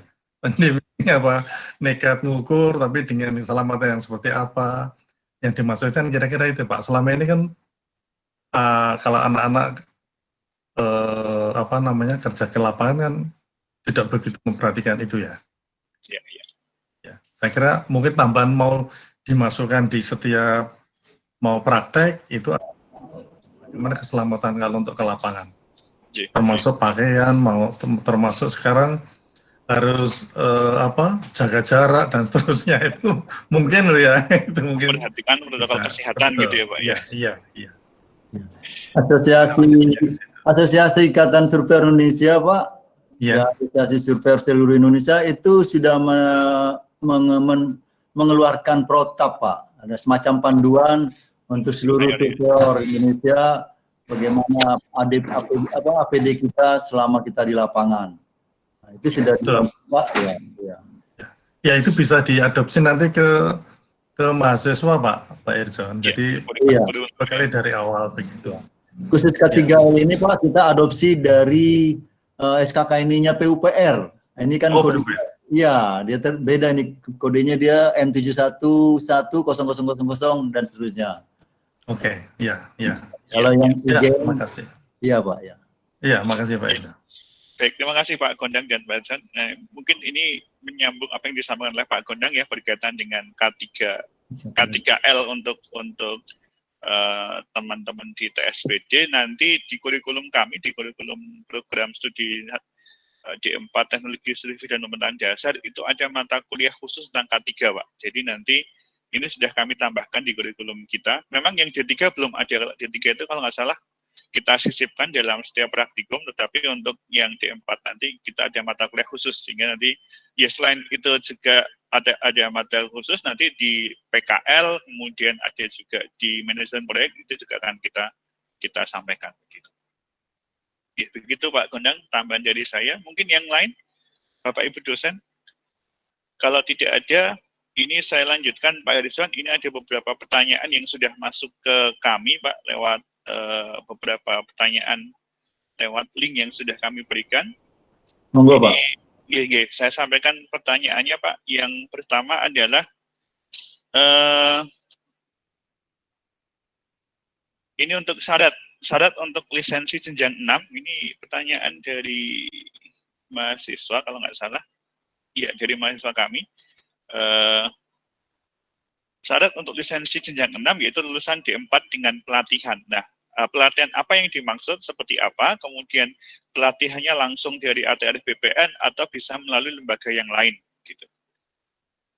Begitu Pak Harrison pertanyaannya. Oh baik Bapak. Jadi Bapak Ibu, mungkin di program kita, di tempat kita, D4-nya sudah ada kandungan kadastral. Tapi di D3, D4 di perguruan tinggi lain mungkin murni teknis saja supaya pemetaan, kadastralnya tidak diajarkan. Maka yang bersangkutan diwajibkan mengikuti pelatihan yang diadakan oleh Kementerian ATR BPN, dalam hal ini PPSDM ini modul-modulnya memang masih sedang dalam proses penyusunan Bapak Ibu, ya, atau lembaga pendidikan pelatihan yang didirikan oleh masyarakat yang mendapat akreditasi dari instansi yang berwenang, gitu Bapak. Nah, pelatihannya itu bisa secara daring Pak, kita coba desain secara daring, apalagi kalau level 6 dan 7. Tapi memang ada biaya Pak yang harus disetor ke negara, namanya PNBP, penerimaan negara bukan pajak. Ya, persatuan, mungkin persatuan UK. Demikian Pak Moderator, makasih Pak Iqbal. Ya, terima kasih. Mungkin begini Pak Erjon, tadi disebutkan bahwa saya ingin menambahkan sebentar Pak Erjon ya. Mata kuliah kami sudah ada pendaftaran tanah, sudah ada juga memberikan bekal tentang pemetaan kadastral beserta prakteknya, yang kebetulan ini yang mengajar juga sudah ahlinya di bidang itu, kompeten di bidang itu. Nah, mungkin apakah masih diperlukan pelatihan tambahan Pak? Mungkin yang ditanyakan mahasiswa kami tadi itu Pak. Oke. Sebelum uji kompetensi Bapak Ibu, yang bersangkutan itu kan harus mengisi formulir yang disebut formulir APL 01 dan APL 02. Nah, APL 02 ini asesmen mandiri Bapak Ibu. Jadi yang bersangkutan menguji dulu kemampuannya. Kalau menurut yang bersangkutan bahwa dia sudah mampu semua UK-UK yang diwajibkan bagi sebuah level 6, dia bisa ikut uji kompetensi Pak, gitu. Ya. Itu tadi hanya untuk panduan dasar lah ya, panduan dasar pegangan. Nah, tapi sepenuhnya sebetulnya tergantung ke kemampuan seseorang itu Pak, gitu. Oke. Gitu Pak, makasih Pak. Ya, terima kasih. Jadi ini untuk yang bertanya Mas Agustiawan ya kayaknya ya, Agustiawan, mahasiswa AP kita. Jadi terkait dengan apakah ada pelatihan? Maka kalau dari yang disampaikan Pak Edison tadi, setiap sertifikasi kompetensi itu ada namanya self assessment. Jadi nanti Anda di mata kuliah manajemen proyek itu sudah kami berikan juga tentang self assessment ya. Jadi Anda bisa menilai kemampuan diri Anda, dan itu harus ada buktinya ya Pak ya. Ada bukti assessment-nya itu seperti apa begitu ya. Bukti kemampuannya begitu ya. Gitu. Nah, kalau... Baik. Ini ada yang mau bertanya lagi dari Bapak dosen, atau saya lanjutkan dulu untuk pertanyaan yang dari mahasiswa ya. Pak Hirjan, ini ada pertanyaan lagi Pak dari teman-teman mahasiswa yang... Halo. Pak Aris mau... Pak Aris nanti monggo kalau ada yang mau ditanyakan. Terima kasih Pak, selamat siang. Halo, bisa ditangkap suara saya? Bisa Pak, aman Pak, monggo, saya persilahkan. Halo. Iya, halo. Baik, terima kasih. Saya tanyakan ke Pak Erjon ya, ini yang disampaikan ini termasuk untuk yang pekerjaan SKKNI Pak? Yang mohon maaf, PTSL Pak ya? Iya, masuk nggak Pak? Iya, PTSL. Iya Pak, iya. Masuk, baik. Nah, kaitannya dengan legalitas tadi yang level 7 Mas, tolong dipaparkan, saya ingin tanya. Level 7. Iya Pak, siap.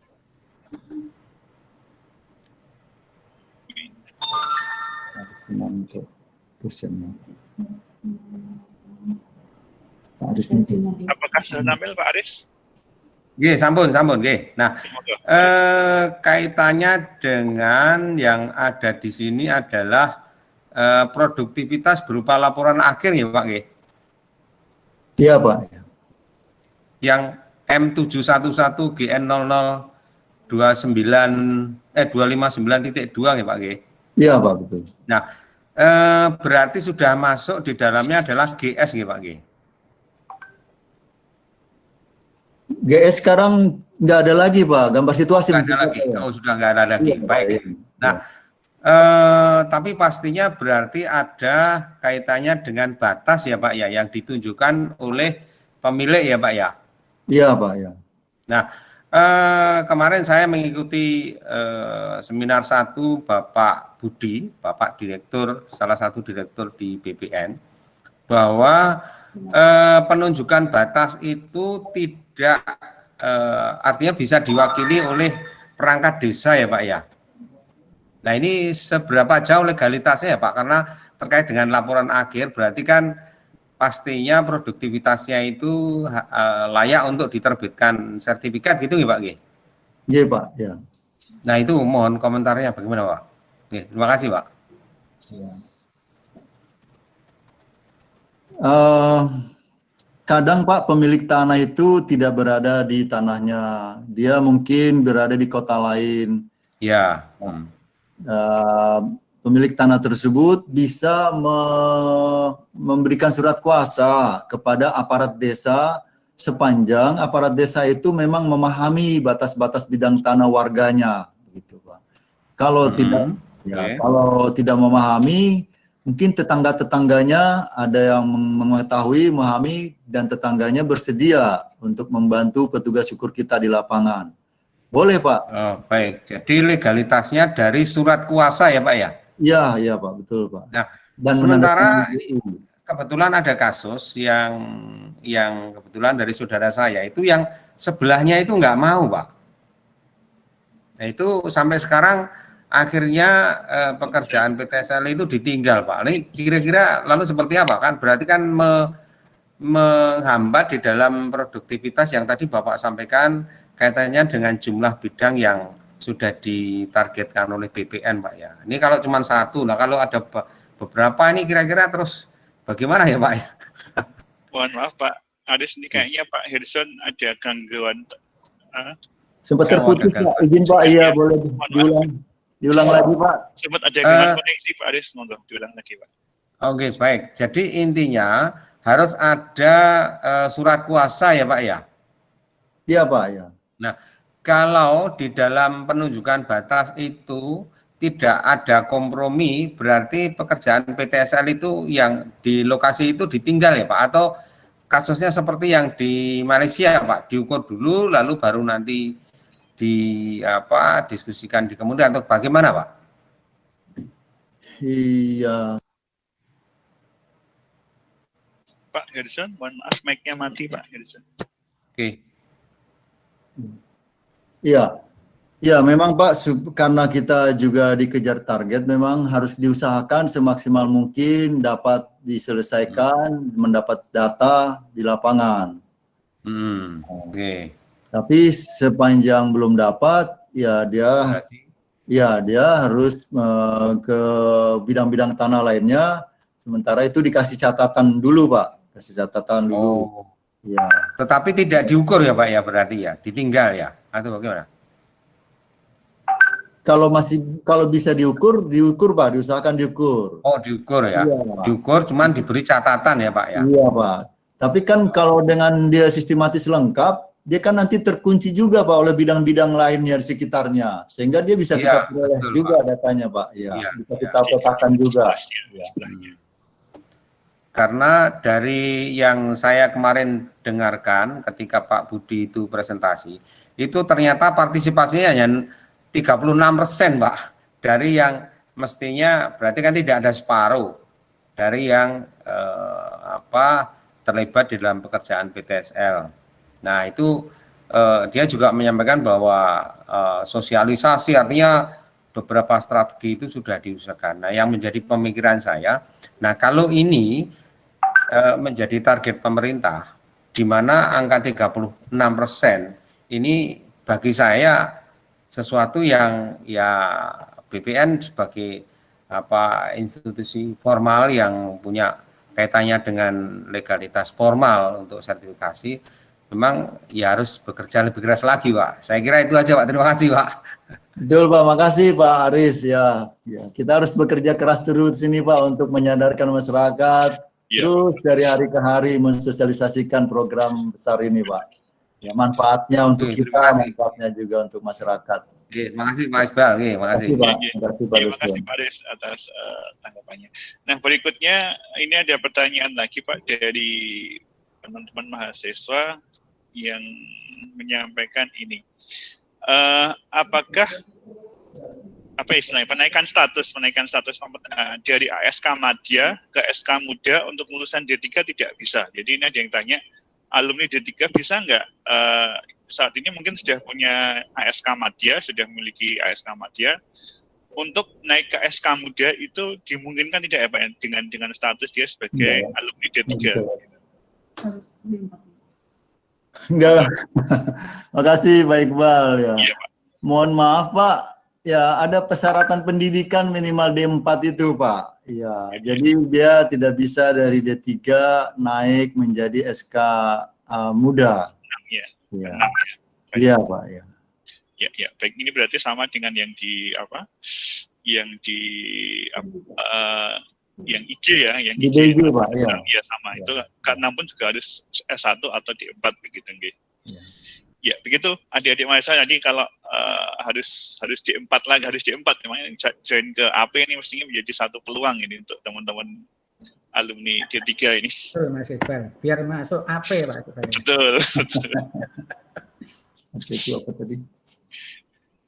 AP itu ini jadi kalau ditempatkan kan ada alih program ini kelanjutan yang dari D3 untuk masuk ke D4 itu ada kesempatan ya yang alumni D3. Ya. Baik, Pak Irson ini ada pertanyaan lagi Pak.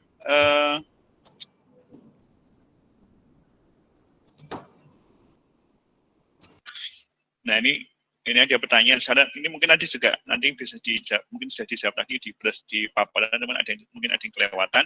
Syarat dalam perpanjangan lisensi SKB disebutkan harus memiliki sertifikat kompetensi bidang kadastral.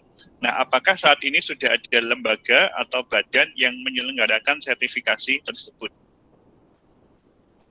Sudah Pak, sudah. Setidaknya ada 3 yang selama ini membantu kami juga dalam program uji coba ini. Ada LSP ISI Pak, ISI, ya. Kemudian ada LSP Geomatika, ya Pak. Lalu ada LSP Geospasial. LSP Geospasial ini dibentuk atau didirikan oleh Bapak Ibu alumni UGM, terutama yang dari jurusan geografi Pak. Iya, ada Pak Silalahi, Pak Yulianto gitu Pak. Kalau yang isi itu di Jakarta Pak kantornya. Ya. Tapi mereka punya TUK di daerah-daerah tempat uji kompetensi. Jadi calon si peserta uji, si asesi tidak perlu harus datang ke Jogja atau ke Jakarta, cukup di daerah masing-masing. Nanti kita datangkan ke sana asesornya. Ya, terima kasih Pak Irsan atas tanggapannya. Jadi mungkin ada yang kelewatan ya. Jadi yang kelewatan kita ada 3 LSP yang menjembatani kebutuhan Anda, termasuk yang akan habis lisensinya ini di bulan Desember 2020 ini, sehingga harus ada uji kompetensi. Izin Pak Iqbal, itu sebetulnya tidak hanya 3 Pak, tapi yang kita syaratkan itu dia sudah harus punya skema terestris Pak. Ya, skema survei terestris. Nah, karena survei terestris setidaknya ada 75% di dalam KKNI bidang survei kadastral kita itu Pak ya. Yang kadastralnya hanya sekitar 25%.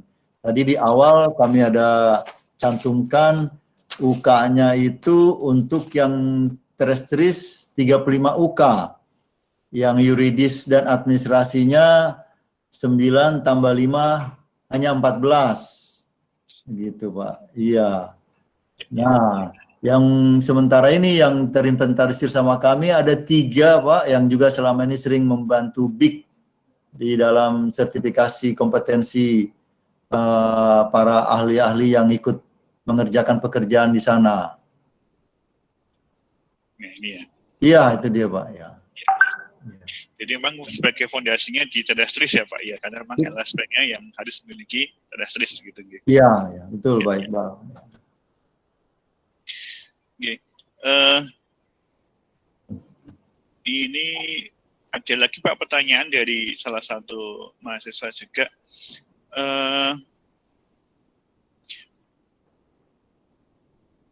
Ya, ini mungkin tadi hampir sama ya yang disampaikan oleh Pak Rohmat tadi berkaitan untuk yang di level 6. Jika disebutkan tadi di SK yang SK level 6 ya, di level 6 itu disebutkan minimal D4 atau S1 ya, dengan pengalaman atau pelatihan gitu. Disebutnya pengalaman atau pelatihan. Nah, kalau dengan pengalaman begitu Pak, pengalaman itu apakah bisa pengalaman itu yang didapatkan ketika kuliah, misalkan dia magang, karena kebetulan di tempat kami itu magang itu selama 1 tahun, itu apakah bisa dianggap sebagai pengalaman atau harus lulus dulu kemudian 1 tahun pengalaman atau bagaimana begitu Pak? Terima kasih Pak, ini menarik sekali ya Pak ini. Kami pun menjadi menambah informasi wawasan bagi kami gitu. Okay. Memang di situ tidak dicantumkan Pak, apakah dia setelah lulus kemudian plus pengalaman atau belum lulus dia sudah punya pengalaman. Nah, ya, ini masukan buat kami Pak. Ya, kami akan atur lebih lanjut Bapak. Terima kasih Pak Iqbal. Karena kan biasanya kalau seperti mahasiswa kami itu kan magang itu kan kadang ada yang di BPN dan kebetulan di tempat kami nanti program dari Dekan Sekolah Vokasi itu menyebutkan magang itu 1 tahun.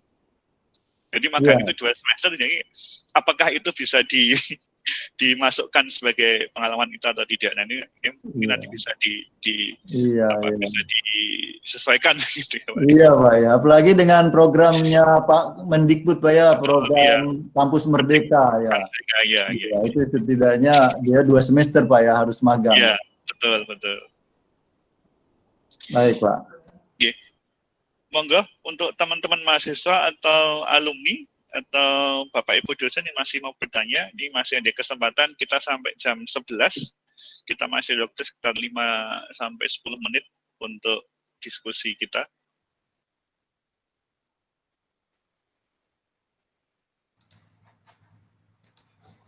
Saya Pak Iqbal. Monggo Pak Gondang. Kelupaan. Mohon maaf Pak Iqbal, ini kelupaan nih. Biasanya orang tua itu biasanya banyak lupanya. Begini, kadang-kadang kan yang persyaratan tadi kan persyaratan akademis ya Pak ya, sama keterampilan ya Pak Iqbal. Keterampilan akademis. Seandainya itu ada salah satu rekan yang difabel, itu apakah bisa masuk jadi seperti kemarin Pak Iqbal di masukan itu difabel itu apakah bisa masuk di surveyor ini gitu Pak? Kalau ya, yang seperti apa persyaratan? Fabelnya itu kita kan juga kebingungan Pak ya. Kalau dia difabelnya apa gitu, tapi masih bisa ke lapangan atau karena apa? Apakah itu ada persyaratan nanti di SKKNI itu Pak? Saya kira itu Pak.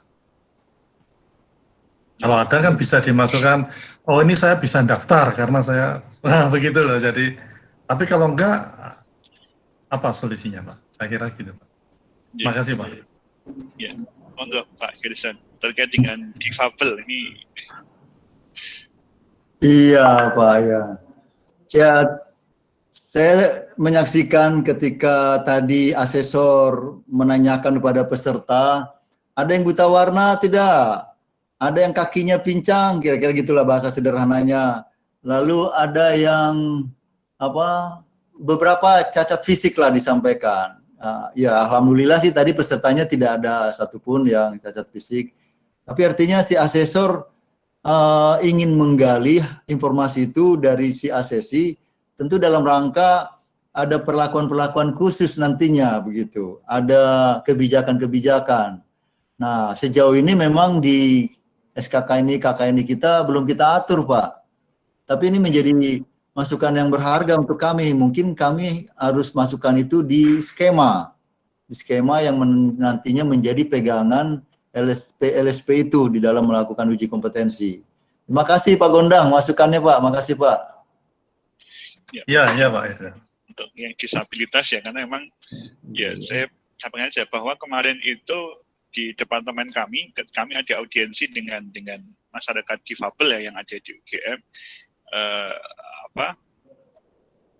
dari teman-teman difabel itu mengharapkan ada peluang yang sama begitu ya. Tapi dalam hal pendidikan sih ya, tapi bukan dalam pendidikan saja. Jadi sehingga dalam pendidikan itu tidak ada diskriminasi ya. Mungkin di pekerjaan juga bisa menyesuaikan dengan kondisi yang ada begitu.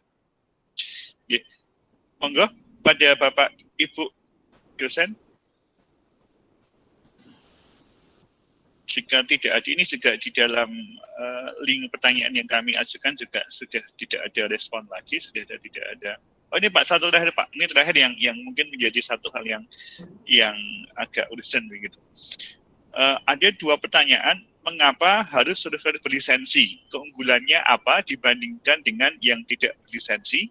Kemudian apa pentingnya sertifikasi kompetensi? Nah ini mungkin ini sebagai closing jawaban dari Pak Irsan. Pak. Baik, makasih Pak Iqbal.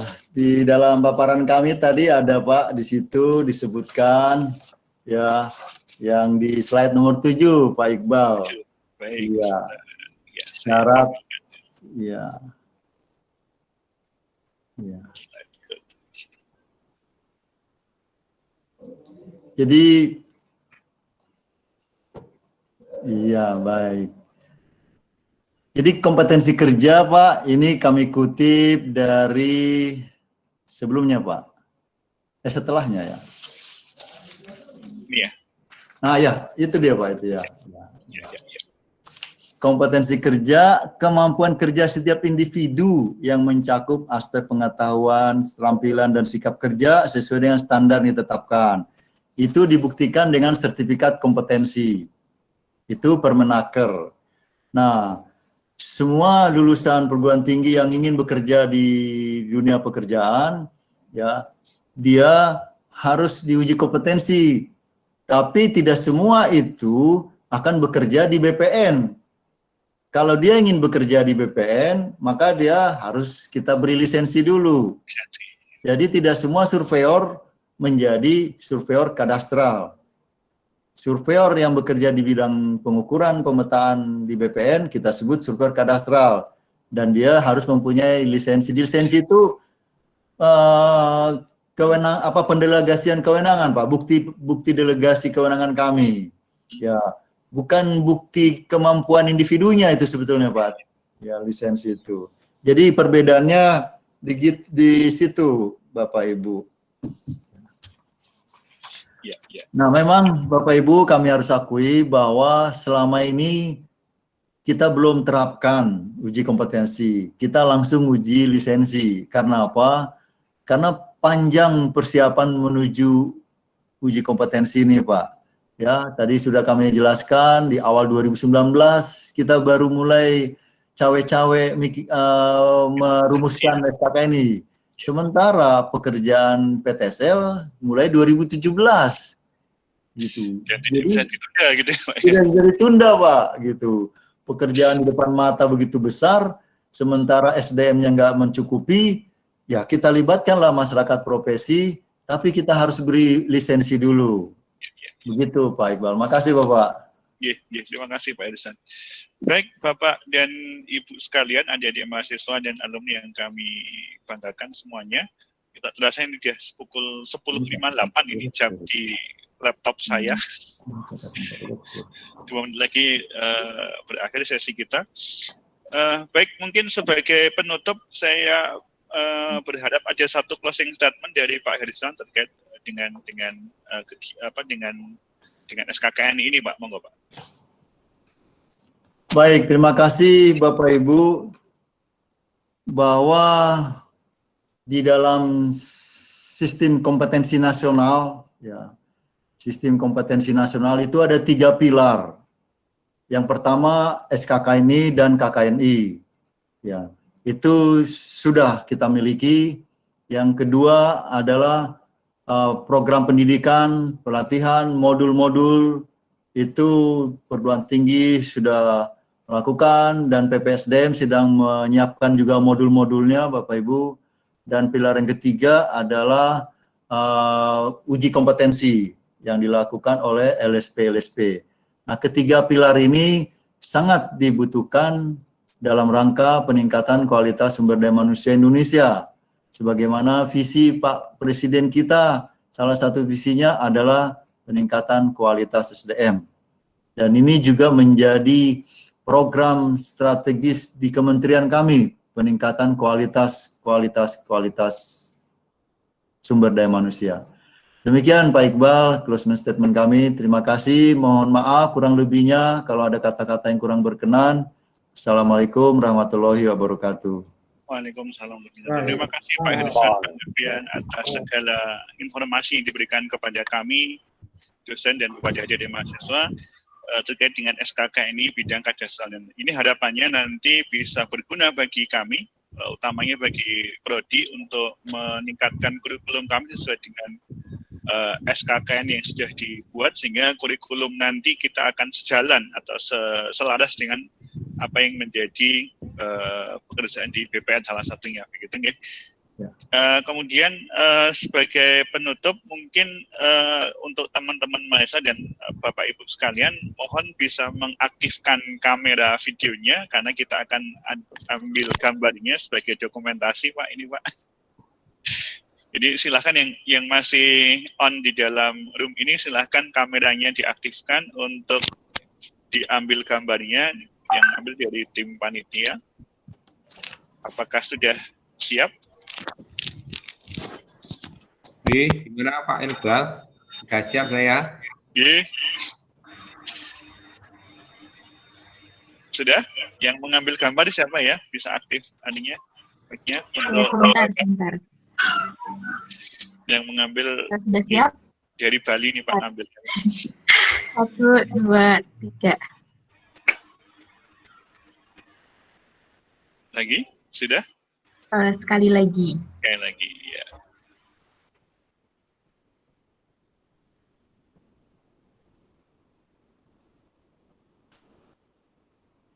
Apa? 1, 2, 3. Iya. Oke. Cukup? Ya. Ya, terima kasih teman-teman semua, Bapak dan Ibu yang kami hormati, dengan akhirnya sesi foto bersama. Berakhir juga sesi kita pada hari ini. Sebelumnya marilah kita tutup dengan mengucapkan doa sesuai dengan agama dan keyakinan masing-masing. Dipersilahkan.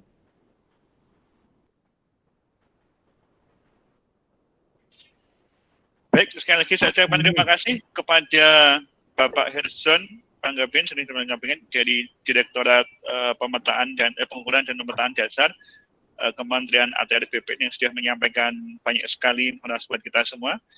Dan terima kasih kepada Bapak Ibu dosen yang sudah join dari awal dan adik-adik mahasiswa. Semoga acara ini bisa bermanfaat untuk kita semua. Dan insya Allah nanti acara ini juga akan kita bisa saksikan dari media yang lain, yaitu dari YouTube atau Instagram. Terima kasih, saya akhiri. Assalamualaikum warahmatullahi wabarakatuh. Waalaikumsalam. Terima kasih Pak Rohmat, makasih Pak, makasih Pak Iqbal, Ya, terima kasih Bapak Ibu dosen.